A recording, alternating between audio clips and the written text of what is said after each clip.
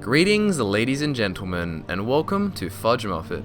My name is Michael, and today I'll be taking you through the latest build on the channel, the Sorcerer. Before we get into the action though, I'd like to say a massive thank you to everyone on Instagram for helping us grow, as well as everyone on Facebook who keeps giving us feedback and advice on the builds. Now this actually also relates to the build because we've been getting a lot of requests sent in for a build that doesn't use melee at all, but is also a tank and capable of slaughter on an open battlefield. People have been wanting a build that's normal to play at first but gradually grows stronger, and upon completion is extremely powerful. We'll get into the stats and playstyle soon enough, but for now, the backstory of the Sorcerer goes like this. As long as he could remember, the Sorcerer had never seen a stronghold. His earliest memories were with the Imperial Mages of Shadenhall, and as he grew older they thought it would be interesting to see if an orc could learn their ways.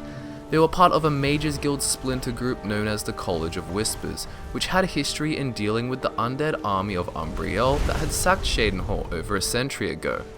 Being an orc, the Sorcerer had a tendency to want to use heavy armor, and even after the mages had told him it would affect his abilities, he still persisted.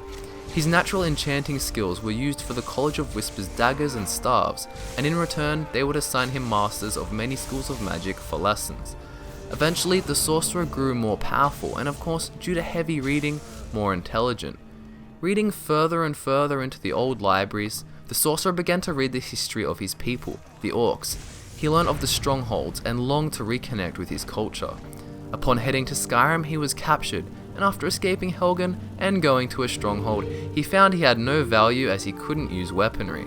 Magic was frowned upon in most of Skyrim, and so he headed to the College of Winterhold. Not revealing his history with the College of Whispers, the College of Winterhold accepted him, and so he continued his studies into growing more and more powerful.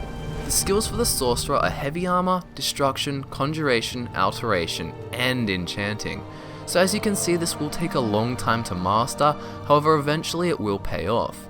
The way we've allocated the perks means you won't need all the perks in every single tree, which makes the spread of skills more achievable. Something to note as well is that we're not using a helmet for the build, however you can if you want, so within the heavy armor perks, choosing those that only affect the full set is optional. Destruction is a key skill of the Sorcerer used to kill enemies, obviously, with area spells being of high value. Conjuration will be used alongside Destruction to summon Atronachs, which will both soak and deal damage. Alteration is simply used for the flesh spells for additional protection, which of course will be fortified with your actual heavy armor. Lastly, Enchanting is used to add Fortify Destruction on your gauntlets, ring, and necklace, as well as Fortify Magicka. Smithing can be used to get Daedric, but it's sort of a waste of perks, so what we recommend is you attempt to become a high enough level to find and gather a set on your own, or investigate using them midden under the College of Winterhold. In terms of stat distribution, the character will be using half Magicka and half health, pretty typical for a FudgeMuppet build. The Sorcerer is hard to kill because of his Daedric armor and flash spell on top of the health, and his Magicka pool becomes giant through the enchantments recommended earlier. For the playstyle of the Sorcerer, the first thing you're going to do is dual cast your flesh spell for protection. You will then need to choose the element you wish to use. The Sorcerer is a master of fire, ice, and lightning, or at least he will be.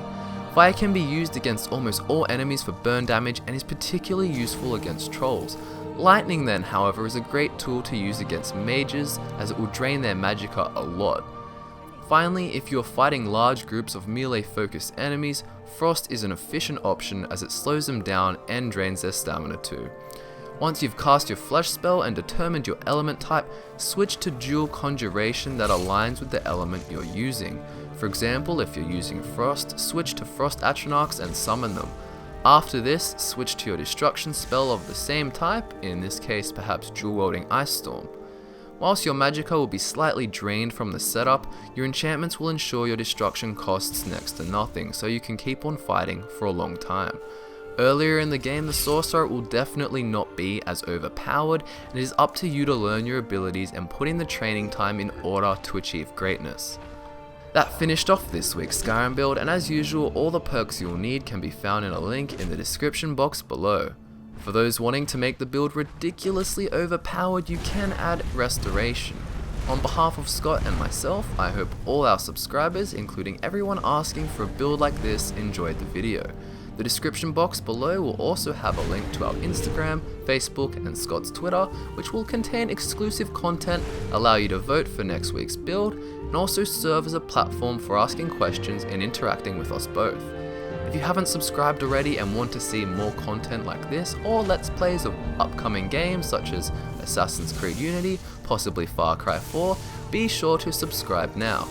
I'm Michael from FudgeMuppet, and I'll see you soon. Thanks.